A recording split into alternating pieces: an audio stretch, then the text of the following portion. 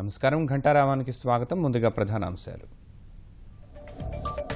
665 ఎంఓయూలు, 10,25,000 కోట్ల పెట్టుబడులు. విశాఖ భాగస్వామ్య సదస్సుకు భారీ స్పందన.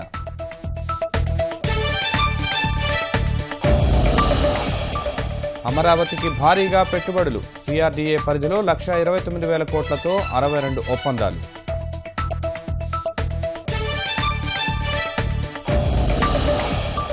రాష్ట్ర ప్రగతికి ఉత్సాహం ఇచ్చిన భాగస్వామ్య సదస్సు. కొత్త ఒప్పందాల ద్వారా 22 లక్షల మందికి ఉపాధి.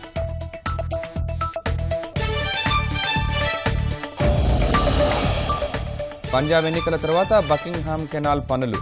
రవాణా రంగంలో ఏపీకి ప్రాధాన్యం ఇస్తామన్న గడ్కరీ.